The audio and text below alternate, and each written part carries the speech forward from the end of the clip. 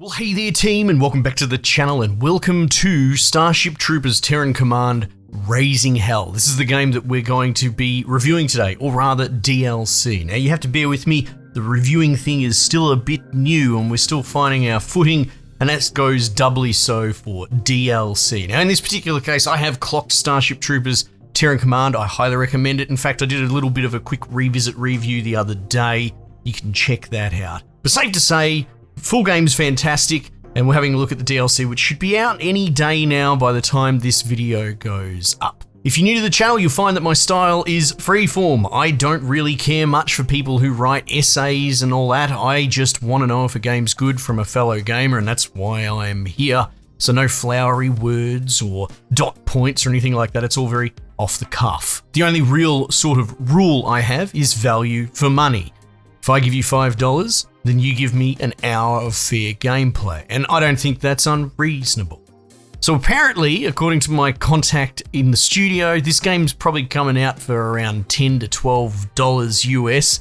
They were a little vague, but you know, we'll give them a bit of leniency.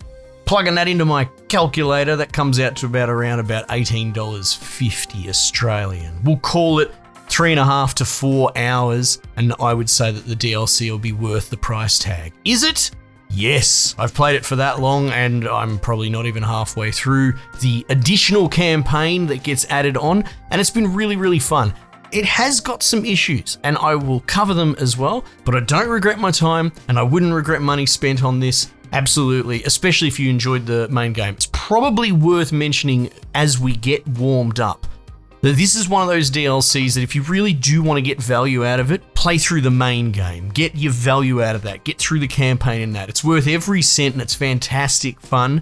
But this is very much adding more units, adding more enemies, adding a new campaign. It is a value add. Going back to front's not going to do you any favors. Get the core game, play that first, then play the DLC if you're hungry for more. So, broad strokes, it is just another campaign, a secondary campaign that seems fairly robust. Like I said, I've spent a fair few hours with it, and it doesn't look like I'm getting to any end at all. Thematically, well, it's set on a different planet, Gehenna, I believe it's called, and it's kind of like a volcano lava planet. It's cool, it's different. The narrative is serviceable as far as narratives go, but it is actually sort of going into this building the Starship Troopers universe in a kind of cool direction, to be honest, drawing from the corpo bad guy overtones that you're probably used to from like Aliens. If you're a fan of Starship Troopers, you're a fan of Aliens, there's no getting around it. So this very much has a corporation doing nefarious bio research or whatever with the bugs, and they're enlisting the help of mercenary third parties as well. It's a cool vector to cover something that is new, but it will appeal to fans of this, being that they're probably fans of how in every single Aliens property there's always a corporate dude trying to smuggle things in for the weapons division. So yeah, look, I don't want to say much more than that, other than it's a cool story, it's kind of a unique story, a little bit different from what you might be used to with Starship Troopers, but also quite familiar if you find yourself sitting in that oorah sci-fi space. When you add a DLC like this, it is interesting because there's a bit of an art to it, and I haven't really covered a lot of DLC on the channel, but you know, I'm an enjoyer of DLCs, and most people that get a DLC expansion, it's because they're already a hardcore fan. They've already been sold, they've already played the full game. It's actually kind of a bit of an art getting DLC right. So you add in these new mechanics, you add in these new troopers, but does that mean you just throw the previous gameplay loop and what people actually love in the bin? The other sort of DLC you see often is where it doesn't really add much. It's almost just like a level map. In some cases, they are marketed, back in the day at least, as, you know, level map expansions, that sort of thing. So this time around with Starship Troopers, they don't mess around, they do both.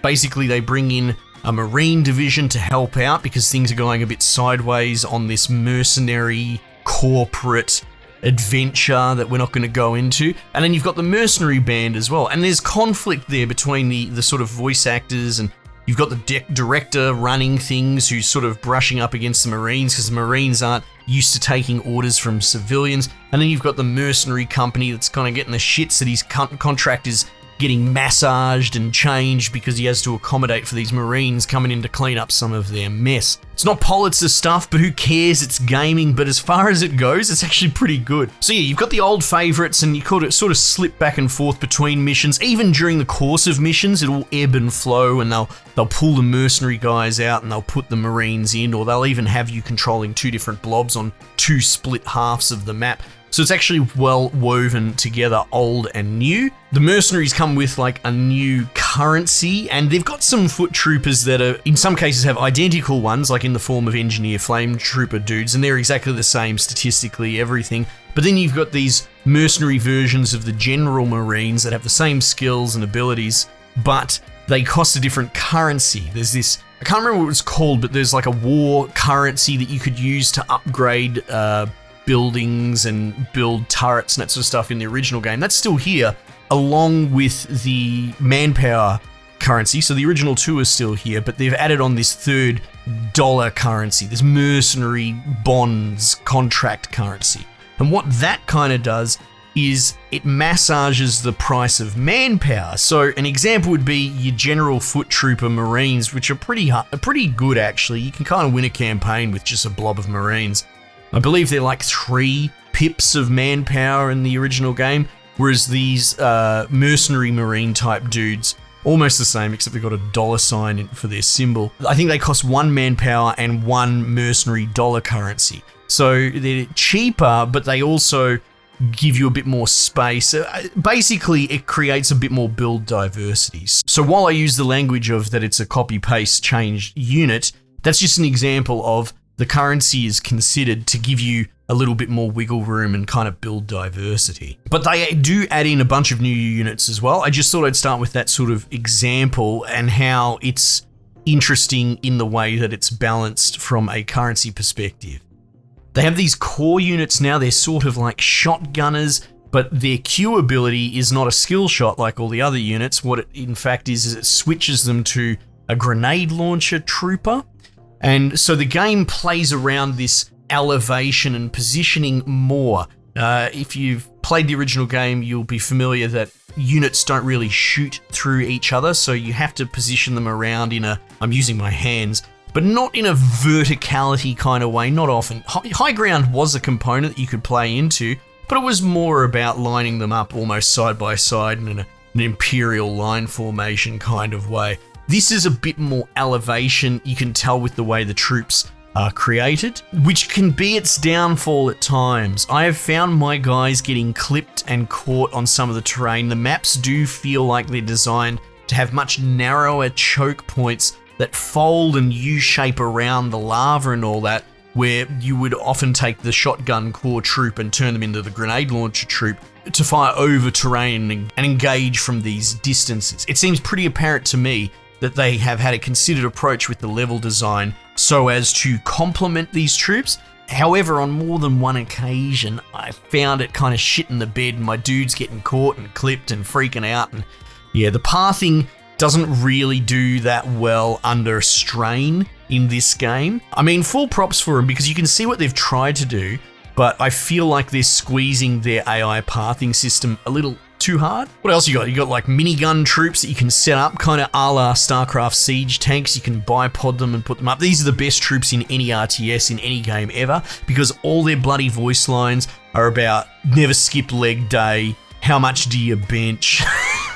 It's just chatting as hard as possible. While we're on it, all the voice lines of all the little mercenary troopers as well are like, bloody, I better be paid for this. It's going to affect my rate and all that. So it's very corpo, gym junkie, oorah. So honestly, the target audience for this game is going to love this even more because this just sounds like all the blokes I've ever served with, basically. A lot of the design, on top of the sort of terrain maneuvering that I've talked about, seems to be considered for versing these more heavily armored flying troops, and I personally don't like that loop, but I'm not ready to say that that's bad. It might just be Scarlet doesn't like being pushed outside of his comfort zone sort of scenario. But your minigun troops are pretty much designed exclusively to take down these heavy armored bloody flying bug things. And you'll have scenarios where if you don't really have them there, you guys just, oh well, I guess they'll eat shit and die slowly. Jury's still out, and I guess you'd have to make your own judgment call on it, but I find that it's probably a weak gameplay choice going in that direction. Again, like I said, they've introduced these sort of smaller spitty bugs, these frontliners, and their barracks that they come out of their little temporary bug holes shoot at you as well. So they've put a lot of shooting into this. And like, on one hand I get it, but on the other hand, part of me is like, just stop doing it. Every Alien Starship Troopers game, the more bugs or aliens or shooting enemies you put into, they're always the weakest part. They are, right? No one likes in an Aliens game like Fireteam Elite, or like you come up against dudes with guns. I don't want to. No one wants that.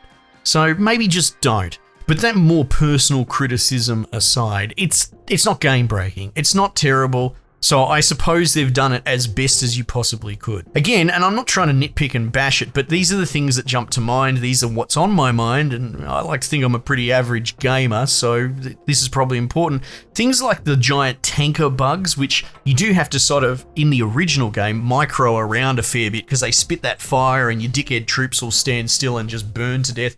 So there's this sort of, I don't know what you'd call it, but like a rotational cat and mouse gameplay to it using the space, which kind of reflects the encounters with them in the movies, I suppose. But because there's so much bottlenecking in this game, as per my previous reference, that it seems intended on forcing that elevated fighting, this isn't going where you think it's going. It doesn't affect you so much as it affects the tanker bugs. And I find the tanker bugs, more often than not, they're glitching out a lot. They're getting caught on terrain and getting kind of chewed up in the fact that they're being forced to fight in what is effectively, at their size, little tiny corridors, as opposed to letting their dick swing out in the open and be a real menace. And more often than not, I've killed quite a few of them because they're just glitched out too much and they can't get a lock on, the same as my dudes were doing as well. So there's an issue there, and again, this is a design issue that I don't think could be patched out. It's not game breaking, and it didn't stop me from enjoying my time with the game. Let's just be very, very clear on that. But it was noticeable as something that they've kind of added in with the way that they've gone about this DLC. There's also some cute little scenarios, like they gave me unique firefighter troops, and they gave me some other troops that I don't want to talk about because I feel another reason why I'm doing reviews is because fucking every reviewer feels like they have to ruin every game for you. Like, it's not spoilers, but they still take all the mystery off of it, right? They tell you every part of the gameplay loop and all that. And even at now, as I go on, I feel like I've overshared. But as an example, they give you these little custom troops. In the first level, they give you firefighters to put out a fire and that sort of thing. You escort them around. So there's that sort of scenario nuance that you did see in the core game. It's obviously made by the same devs, the Aristocrats, but they've carried over the same sensibilities. All the cutscenes are still bloody hilarious as well, you know, blaming the bugs for everything that goes wrong. You're on a lava planet, it's erupting and shit's going wrong, but it's the insidious bugs doing it. it's quite funny, just the, you know, that sort of propaganda-esque voiceover has carried over, the humor's still there. Last thing, I suppose, before I put a pin in it, it's very, very difficult. The core game can get quite hard. I feel it had a good difficulty ramp to it, as in by the end of the game where you're sort of becoming a bit more of an expert, the game squeezes you quite hard. This is kind of like the difficulty at the end of the last game, straight out of the gate. You're going to wipe a few times, and that's okay, but again, going full circle to what I said at the beginning, this DLC is not aimed for someone that just discovered this game through this video, for example, right? This DLC is what you play after you finish the core game. It's definitely aimed at that audience. It's very much that new game plus vibe, right? It's a value add to someone who's an expert at the core game. Anyway, but yeah, I suppose to put a pin in it, Starship Troopers, Terran Command, Raising Hell. I highly recommend it, but especially for those, or only for those that were fans of the main game, which should be everyone because the main game is brilliant and it's absolutely well worth your time and well worth your money. All right, well, that'll probably do me, so might just leave it there for the time being and I'll catch you guys on the next one.